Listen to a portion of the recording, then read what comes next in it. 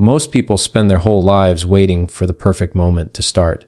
They tell themselves, once I feel ready, once I'm motivated, once the timing is right. But here's the truth, that perfect moment never comes. You don't feel ready before you act. You feel ready because you acted. Motivation doesn't knock on your door. You have to build it through motion. Think about it. Have you ever noticed how hard it is to start something, but once you begin, it somehow gets easier? That's not luck. That's momentum. Momentum is born the second you take the first step, even if that step is small, even if it's messy, even if you don't know what comes next. The human brain is wired to resist change. It craves comfort, safety, predictability. So when you tell yourself you'll wait until you feel motivated, you're really just giving your comfort zone more time to grow stronger. The people who make progress in life, they're not always the most talented, disciplined, or confident.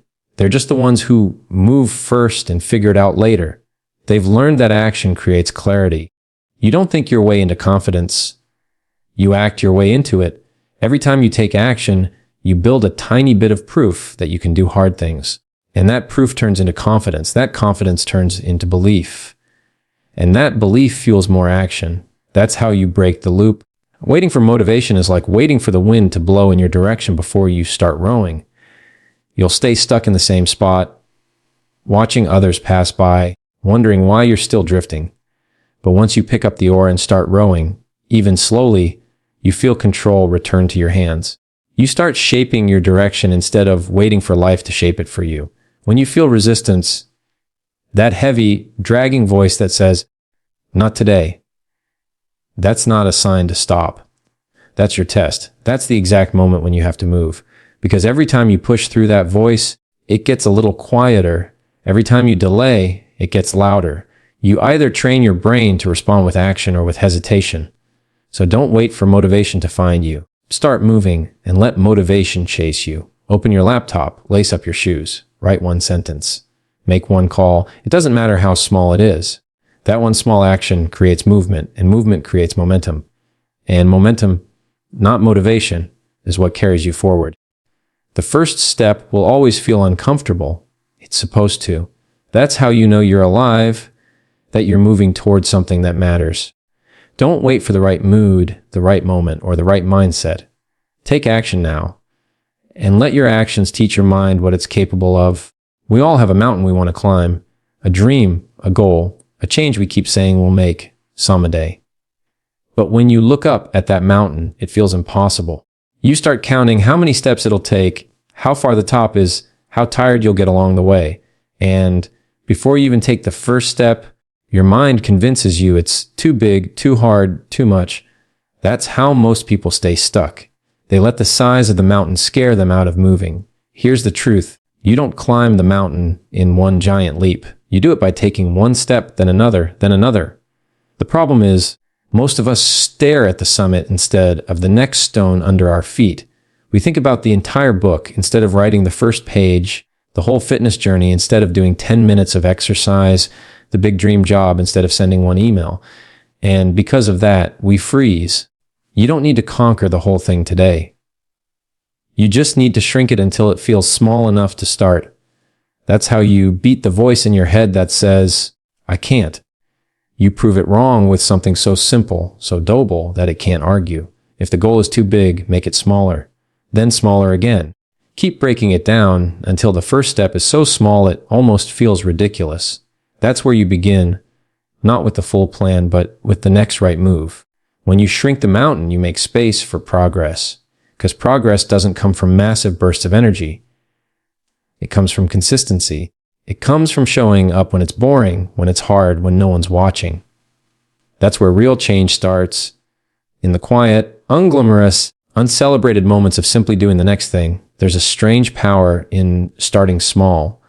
When you make the task smaller, your resistance drops. Your mind no longer feels overwhelmed, and once you begin, something shifts. That little bit of action wakes up the part of you that's been asleep, the part that remembers you're capable. You start building momentum, and momentum changes everything. Think about a snowball rolling down a hill. At first, it's tiny, it doesn't look like much. But as it moves, it picks up more snow, more weight, more speed. By the time it's halfway down, it's unstoppable. That's how small steps work. They look slow in the beginning, but they build power you can't see yet. When you shrink the mountain, you give yourself permission to start. And once you start, you realize the mountain was never as tall as it looked from the bottom. It was your fear that made it look that way. Action doesn't just move you forward, it shrinks your fear too. So stop looking at the top. Look at your feet. Find that one small, manageable step and take it. Because the only way to reach the peak is one small, steady step at a time. Sometimes it's not you that's lazy. It's your environment that's keeping you still. You can't expect yourself to take bold action while standing in a place built for comfort. The truth is, your surroundings have a quiet but powerful influence over your behavior. The space you're in can either push you forward or pull you back. And most of the time, it's pulling you back without you even noticing. Look around, the clutter on your desk, the bed that's too close to your workspace, the noise in the background, all of it sends a message to your brain. It tells you to relax, to stay put, to wait until later. You may want to take action, but your environment whispers, you don't have to right now. And when you hear that message long enough, you start believing it. The smallest change in your environment can create a massive shift in your energy. When you clean your space, you clear your mind. When you change your scenery, you change your state. Sometimes the best thing you can do to force yourself into action is to physically move, step outside, go to a cafe, rearrange your room, sit somewhere new. A change in environment creates a change in emotion, and emotion drives action. People underestimate how much their surroundings shape their habits. You might think your lack of progress is because of discipline, but often it's just design. If your phone's next to you, you'll check it. If junk food's in sight, you'll eat it. If your bed's your office, you'll fall asleep on your goals. But if you place your running shoes by the door, your journal on your desk, your laptop on a clean table, you make action the easy choice. You set the stage for the person you want to become. It's not about perfection. It's about removing friction.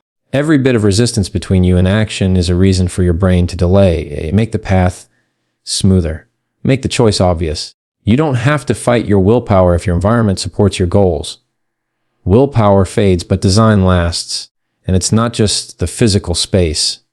It's also the people around you. You can't expect to grow if you spend all your time with people who are comfortable staying the same. Energy is contagious. If you surround yourself with people who complain, you'll complain. If you surround yourself with people who move, you'll move. That's not motivation, that's proximity. Sometimes the best way to change your life isn't to overhaul your mindset. It's to change your environment so your mindset has room to breathe. Because once you step into a space that makes action natural, you'll stop forcing yourself to move. You'll just move. You'll feel lighter, clearer, more capable. So if you feel stuck, don't start with the goal. Start with your surroundings. Clean the clutter. Rearrange your space. Go where the energy feels alive. Because when you change your environment, you don't just change your view. You change your direction. Sometimes we tell ourselves, I'll start when I feel ready. But the truth is, you'll never truly feel ready. There will always be a reason to wait. Too tired, too busy, too uncertain. That's why you need something stronger than motivation. You need a promise. A small personal commitment that pulls you forward when your feelings try to hold you back. A micro commitment isn't about taking on the whole world at once. It's about giving yourself a small, specific promise and keeping it no matter what. It's the difference between saying, I'll work out more, and saying, I'll do 10 push-ups today. One is vague. The other is a contract. And when you honor that contract, even in the smallest way, you train your brain to believe you can trust yourself. That's where real power begins.